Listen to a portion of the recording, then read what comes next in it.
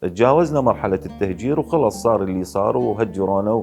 لكن أنت من تهجر شخص أو عائلة المفروض يعني تنقلها بشكل آمن وبشكل محترم، يعني مكرم معزز كذا. هسه ما يخالف ما تريدها بالبلد، البلد تريدها بس إلك وحدك أنت وعائلتك وربعك وكذا.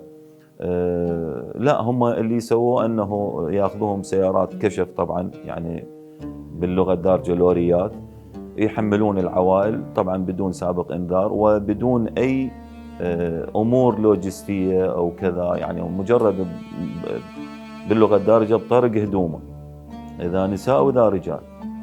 وهذا اعتقد حتى اخوتنا يعني المواطنين من غير الفيليه يعني يشهدون بهذا الموضوع، لانه كانت الامور ماثله امام الجميع. يعني يخرجون العائله من البيت، الشرطه تخرجهم او قوى الامن تخرجهم وتحملهم تصعدهم باللوريات، وينجمعون كل ما يمتلي لوري يودوه للحدود.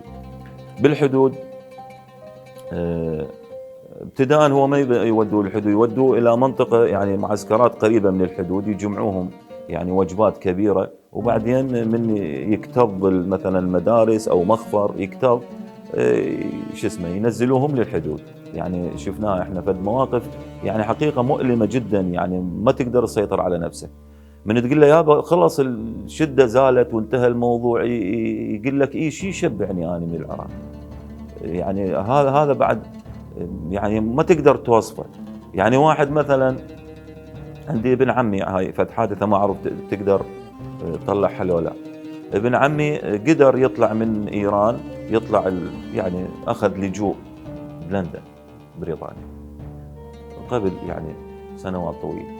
يخابرني من هناك الساعه ب2 او ب3 بالليل، دائما يخابر يبكي، بس يبكي.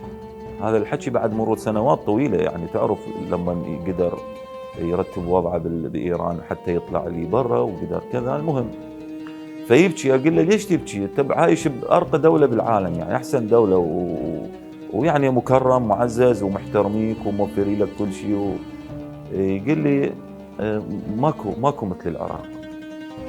يخابرني يقول لي هنا صحيح اكو